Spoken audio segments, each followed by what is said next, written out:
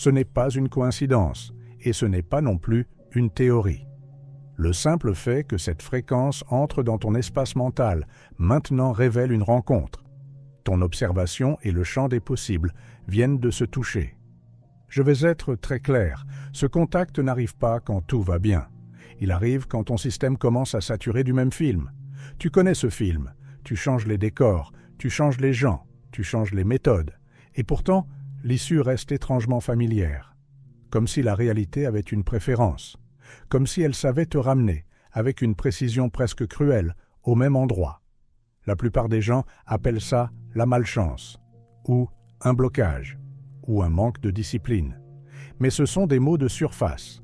Le mécanisme est plus simple et plus dérangeant encore. Tu ne subis pas d'abord les événements. Tu subis la manière dont tu les scelles à l'intérieur. Le monde n'entre pas en toi comme une vérité neutre. Il passe par un filtre. Et ce filtre ne vit pas dans tes yeux. Il vit dans ton verdict. Le verdict silencieux que tu poses en une fraction de seconde. Ça recommence, je savais, c'est toujours pareil. Je n'y arriverai pas. Ça ne marche jamais pour moi.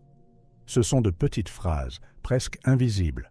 Et pourtant, ce sont des ordres que tu envoies au réel, sans t'en rendre compte.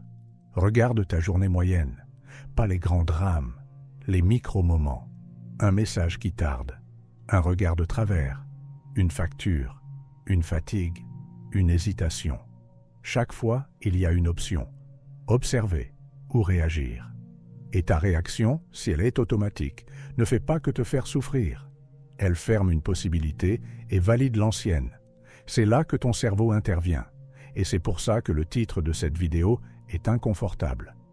Ton cerveau déteste ce secret parce qu'il perd son rôle préféré.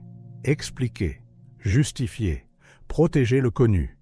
Il préfère 1000 fois une prison familière à une liberté qu'il ne sait pas contrôler.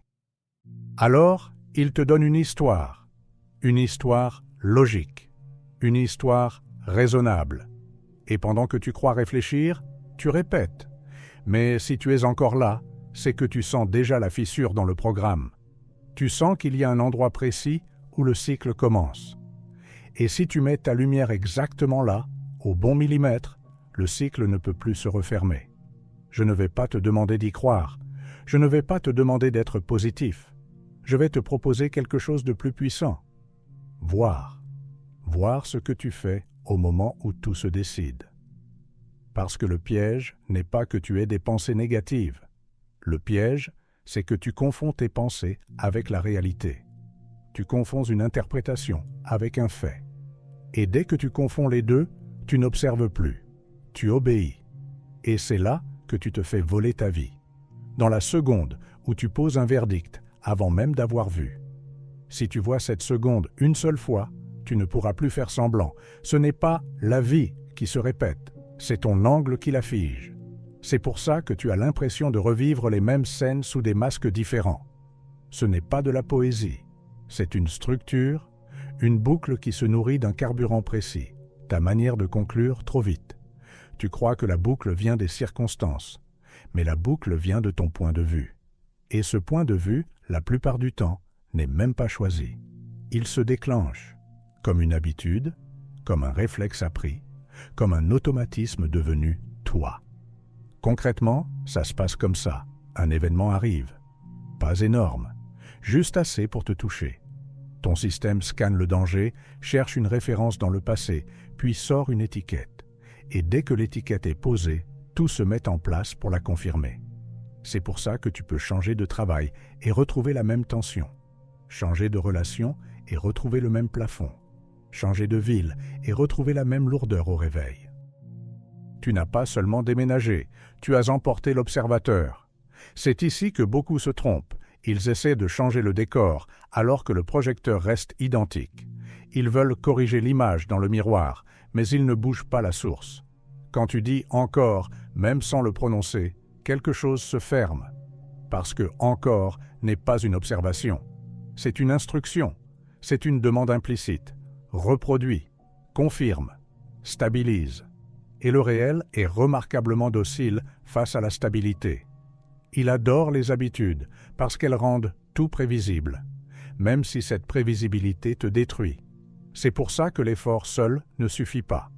Tu peux te promettre d'être différent. Tu peux te discipliner. Tu peux lire, écouter, comprendre. Mais si, au moment critique, ton observation retombe dans le même ton émotionnel, le champ des possibles se réduit à la même branche. Et tu appelles ça le destin. En réalité, c'est une fidélité. Une fidélité à une signature intérieure. Pas une signature morale. Une signature vibratoire, au sens concret. Le mélange précis de tes attentes, de tes peurs et de tes conclusions automatiques. Le monde extérieur ne répond pas à ce que tu aimerais dire.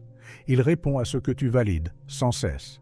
C'est aussi pour ça que certaines phrases sont dangereuses, même si elles semblent inoffensives. Je suis comme ça. C'est plus fort que moi. Je n'ai pas le choix. Chaque fois que tu les acceptes, tu donnes à ton cerveau une victoire. Et ton cerveau adore gagner. Il ne veut pas la liberté. Il veut la cohérence. Il veut avoir raison. Le 1%, c'est un mode. Une précision. Le mode où tu préfères la vérité à la cohérence. Où tu préfères la possibilité à l'habitude. Et surtout, où tu apprends à reconnaître l'instant où ton système essaie de te ramener dans l'ancien récit.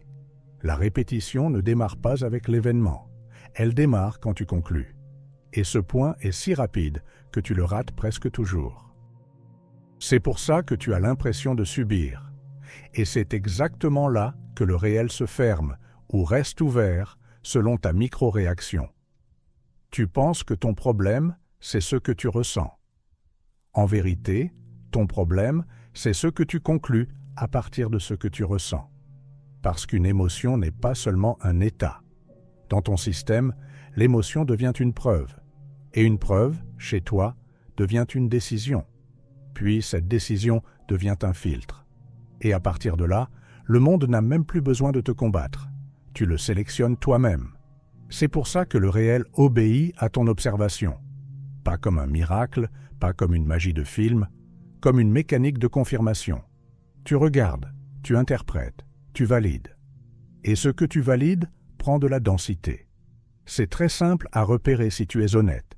Chaque fois que tu es certain de quelque chose, tu commences à voir des preuves partout. Pas parce que le monde a soudain changé, parce que ton attention devient une lampe torche et qu'elle éclaire uniquement ce qui justifie ton verdict. Ton cerveau adore cette mécanique. Il se sent en sécurité quand il peut dire « je savais ». Cette phrase te semble anodine, presque intelligente, mais elle est toxique parce qu'elle verrouille. « Je savais » signifie « je préfère être cohérent avec mon passé plutôt que disponible pour autre chose ». Et dès que tu préfères la cohérence, tu perds la puissance. Tu as déjà vécu cette scène. Tu te lèves avec une lourdeur que tu ne peux pas expliquer. Et aussitôt, ton cerveau propose une explication. Il invente une raison. Il fouille. Il compare. Il accuse. Puis il conclut « Aujourd'hui va être comme hier ». Et le monde s'aligne. Tu rencontres des lenteurs, des frictions, des regards froids, des petites complications. Et tu te dis « Tu vois ?» Et la boucle applaudit. Parce que tu viens de lui donner à manger. Ce que la plupart des gens ne voient pas, c'est que la boucle n'a pas besoin d'événements énormes. Elle se nourrit de micro-confirmations. Un détail suffit. Une hésitation suffit. Une phrase intérieure suffit. C'est comme une serrure qui se referme, dent par dent. Et à chaque dent, tu as l'impression que c'est normal. Voilà le secret que ton cerveau déteste. Il n'est pas un observateur neutre. Il est un avocat. Il plaide pour l'ancien monde. Même quand tu dis vouloir changer, lui cherche la moindre preuve que le changement est risqué. Et il est très doué. Il sait utiliser ta logique contre toi. Il sait transformer une peur en réalisme. Il sait transformer une blessure en intuition. Il sait transformer une fatigue en vérité. Alors, il t'installe dans une posture subtile, presque invisible. La posture de quelqu'un qui attend que le monde prouve qu'il peut enfin se détendre. Or, le monde ne te doit pas cette preuve. Le monde te reflète. Et tant que tu attends, tu vibres l'attente. Tu vibres le manque. Et tu appelles ça patience. C'est ici que la différence se crée. Le 1% ne cherche pas à contrôler la vie. Il fait autre chose. Il cesse de négocier avec le miroir. Il arrête d'exiger que le décor change avant de changer l'observateur. Il sait que la réalité extérieure est lente parce qu'elle est une trace, une conséquence. Le point de bascule est plus haut.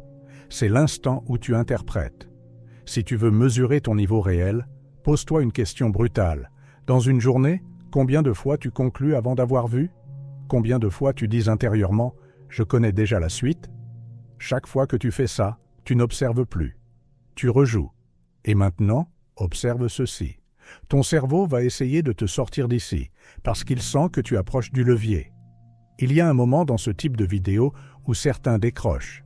Pas parce que ce n'est pas vrai, parce que c'est trop vrai. Le cerveau n'aime pas perdre son siège de pilote, et quand il sent que tu t'approches du levier, il déclenche des défenses. Fatigue soudaine, ennui, cynisme. Une pensée qui dit « je connais déjà » ou pire « c'est beau, mais ça ne marchera pas pour moi ». Ces réactions ne sont pas des accidents, ce sont des systèmes de sécurité. Ton ancien toi protège sa place, et il protège sa place avec une stratégie simple. Te faire croire que tu as besoin de plus d'informations, alors que tu as surtout besoin de précision.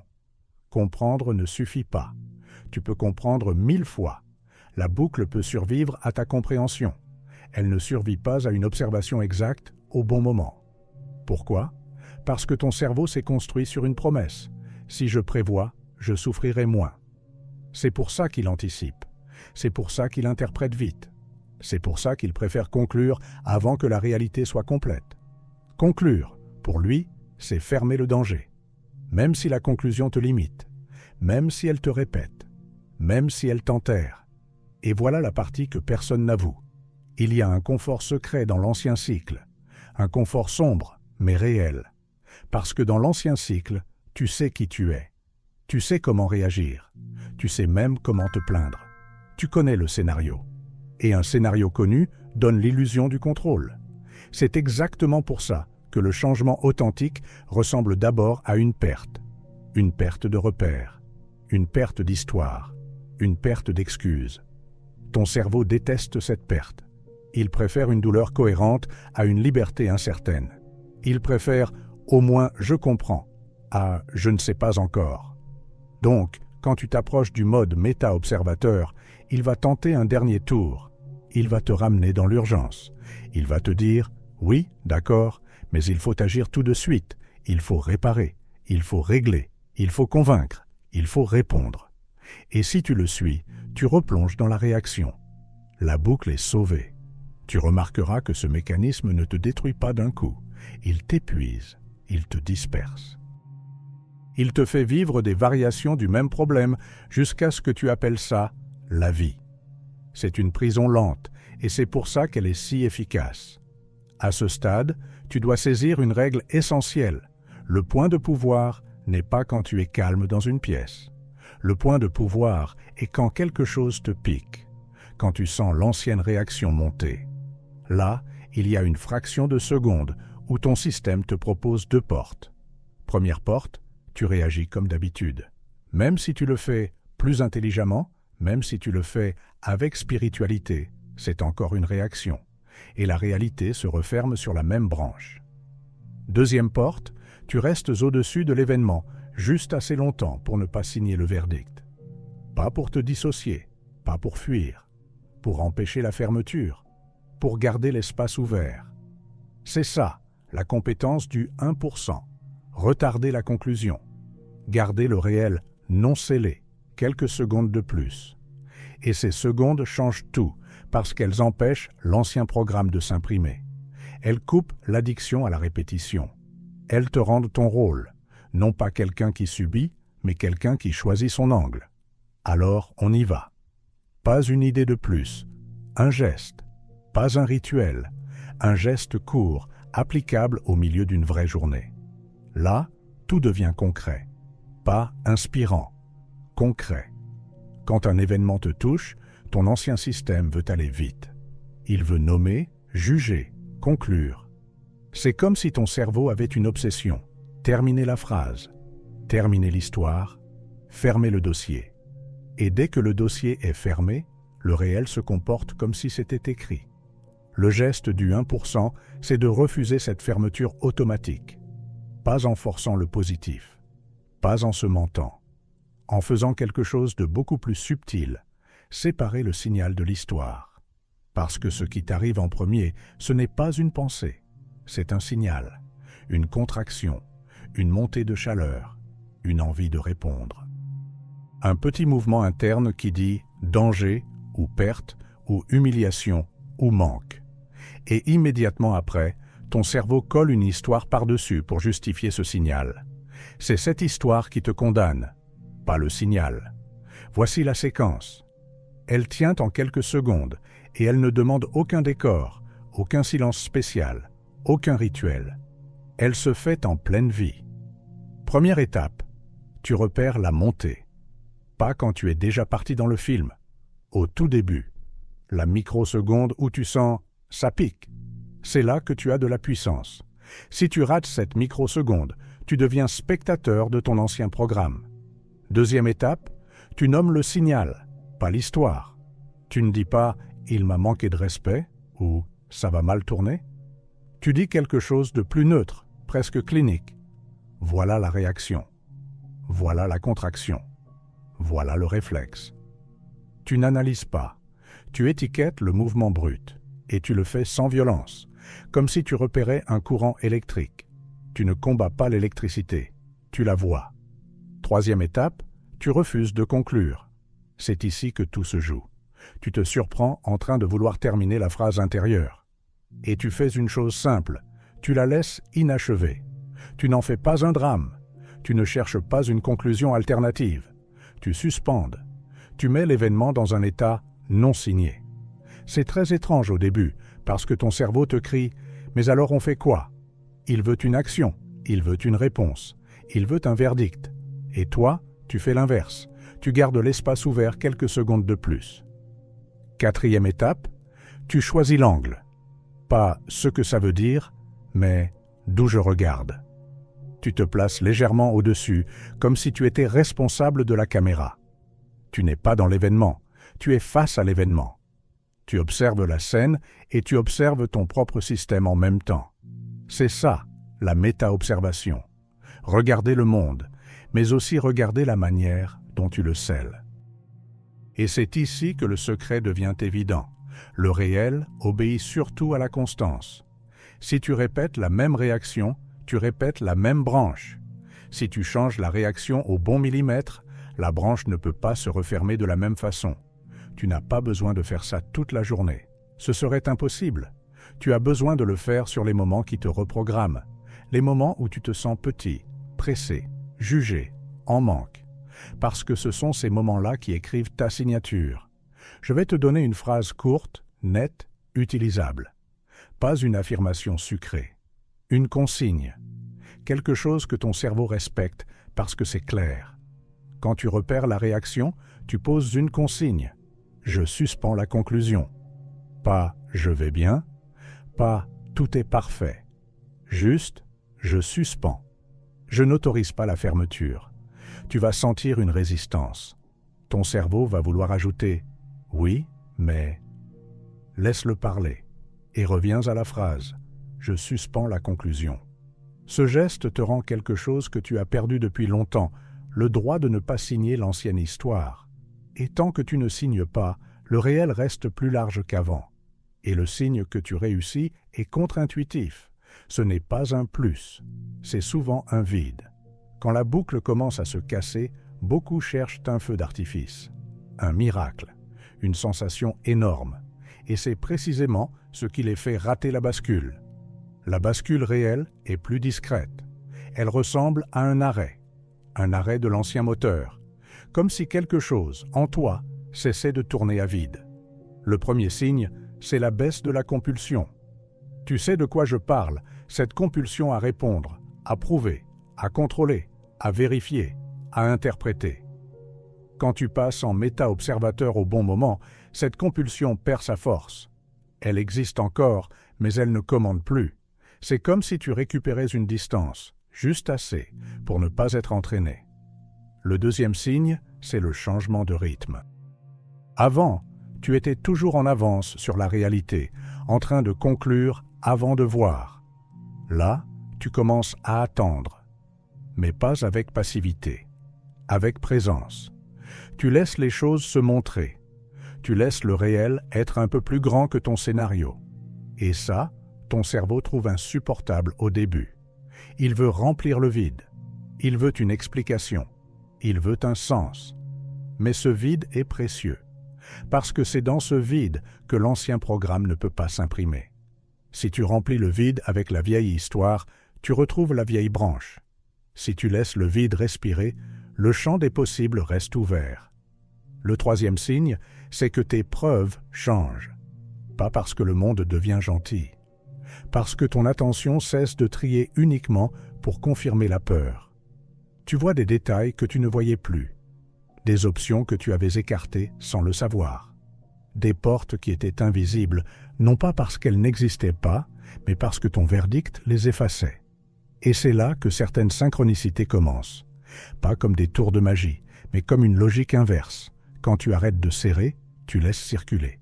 Quand tu cesses de forcer, tu deviens lisible. Et le réel adore ce qui est lisible. Il s'aligne plus vite sur une signature claire que sur une signature conflictuelle. Tu peux même observer un effet très concret. Moins de fatigue mentale. Pas parce que ta vie est réglée, parce que tu ne dépenses plus la moitié de ton énergie à plaider contre toi-même. La boucle, c'est un tribunal intérieur permanent. Méta-observer, c'est fermer le tribunal. Et quand le tribunal ferme, tu récupères une puissance étonnamment simple, l'action propre, sans drame. À ce stade, ton cerveau va tenter une autre ruse. Il va te dire « D'accord, donc maintenant, je dois être méta-observateur tout le temps. » Non, ce serait encore une prison, une nouvelle performance, une nouvelle obligation. La clé, c'est la précision. Le geste du 1% ne se fait pas en continu. Il se fait sur les points de programmation, sur les moments où tu as l'habitude de te trahir, quand tu te compares, quand tu te sens rejeté, quand tu as peur de manquer, quand tu te sens en retard, quand tu veux tout réparer d'un coup. Si tu changes ton observation à ces endroits-là, tu changes la trajectoire. Et maintenant, quelque chose d'important.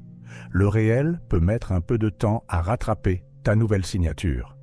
Parce que ce que tu vois dehors est souvent une trace du passé, une conséquence retardée. Beaucoup abandonnent ici. Ils disent « j'ai essayé et rien n'a changé ». En réalité, ils ont changé. Puis, ils ont re-signé l'ancien verdict au premier délai. Donc la règle est simple, quand le décor tarde à bouger, ne conclus pas. Ne transforme pas l'attente en preuve contre toi. Parce que c'est exactement comme ça que la boucle revient. On va le vérifier là où ça compte, dans ta semaine, sur tes déclencheurs ordinaires. Si tu veux savoir si tu as vraiment compris, ne regarde pas tes grandes intentions. Regarde tes micro-réflexes cette semaine. Parce que la boucle ne se nourrit pas de tes grands discours. Elle se nourrit de tes petites signatures quotidiennes. Celles que tu répètes sans t'en rendre compte.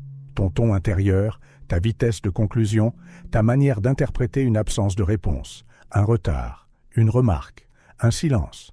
Je vais te proposer un test simple. Pas un défi, pas une discipline à tenir. Un test d'observation. Et il va te montrer, sans discussion possible, pourquoi le réel obéit à ton regard. Choisis un seul déclencheur, fréquent. Pas le plus dramatique. Le plus banal, celui qui revient souvent. Par exemple, quand tu attends un message, quand on te parle d'un ton sec, quand tu regardes ton compte, quand tu sens la fatigue au réveil, quand quelque chose ne se passe pas aussi vite que prévu. Le déclencheur arrive. Et là, deux versions de toi apparaissent. Version 1, la version automatique. Elle produit la conclusion en 1 seconde. On ne me respecte pas. Je suis en retard. Je vais encore rater. Ça ne change jamais. Et tu crois que c'est une lucidité. En réalité, c'est une signature. Tu viens de signer. Et tout ce que tu fais ensuite, même tes actions, portent cette signature. Tu écris des messages avec une tension. Tu réponds avec une pointe. Tu cherches à contrôler. Tu te disperses. Tu te justifies. Et le monde répond à cette cohérence. Version 2. La version méta-observateur. Elle ne nie pas l'événement. Elle ne joue pas au calme faux. Elle fait le geste. Elle repère la réaction. Elle la nomme comme signal, puis elle refuse de conclure. Elle garde l'événement ouvert quelques secondes de plus. Et surtout, elle ne transforme pas l'attente en preuve. Elle ne transforme pas le retard en destin. Elle ne transforme pas la fatigue en identité. Et c'est là que quelque chose d'étrange se passe. La version 2 agit mieux, mais sans agitation. Ses choix deviennent plus propres. Ses mots deviennent plus justes. Son timing devient plus fin. Pas parce qu'elle a de la chance, parce qu'elle n'est plus en train de fabriquer une réalité à partir d'une blessure. La plupart des gens pensent que la réalité se décide au moment d'une grande décision. Quitter, changer, déménager, investir, commencer. C'est faux. La réalité se décide dans les microsecondes où tu déclenches l'ancien film. Tu veux une preuve immédiate? Observe ta phrase intérieure préférée quand quelque chose coince. La phrase qui vient toujours. Elle peut être silencieuse, mais elle est là. C'est compliqué. Je n'y arrive pas. Ce n'est pas pour moi. Il faut que je force. Cette phrase, c'est ton verrou. C'est la dent de la serrure. Cette semaine, chaque fois que le déclencheur apparaît, tu vas faire un seul acte.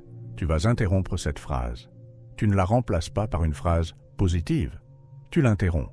Tu la laisses inachevée. Et tu reviens à une seule règle. Je suspends la conclusion. L'effet n'est pas spectaculaire. Il est précis. Et si tu le fais au bon moment, tu vas remarquer quelque chose. L'événement perd son pouvoir de te définir. Il redevient un événement. Pas une condamnation, pas une prophétie, pas une identité. Et quand l'événement ne te définit plus, tes actions ne sont plus une défense. Elles deviennent une direction. La boucle ne peut pas survivre à ça, parce qu'elle se nourrit exactement de l'inverse, l'identification. Tu vas peut-être te dire, mais ça ne change pas l'extérieur. Écoute bien, au début, tu changes l'intérieur, puis l'extérieur rattrape, parce que l'extérieur dans ta vie n'est pas le chef, c'est l'écho. Beaucoup échouent ici pour une raison. Ils font le geste une fois, puis ils attendent une récompense. Et dès que la récompense tarde, ils concluent. Tu vois, ça ne marche pas. Et cette conclusion recrée la boucle. C'est la ruse la plus fine.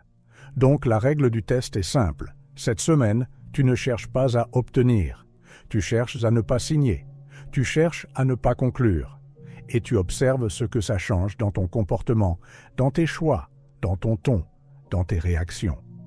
Parce que c'est là que le réel commence à obéir, quand ton observation cesse d'être une condamnation et devient une position. Mais attention, comprendre ne suffit pas. Le dernier piège, c'est de comprendre, puis de resigner. Il y a un moment où une idée devient une trajectoire. Et ce moment ne se produit pas quand tu es ému. Il se produit quand tu te rends stable. La plupart des gens vivent des prises de conscience. Ils ressentent quelque chose de fort. Ils se disent « ça y est ». Puis ils retournent dans la vie. Et au premier déclencheur, ils resignent l'ancien verdict. Le cerveau adore ça, parce qu'il peut dire « tu vois, rien ne change ». Et la boucle se renforce. Ici, on ne va pas chercher l'émotion. On va chercher la stabilité. La stabilité, c'est ce qui transforme une fréquence en signature. Tu as maintenant le geste.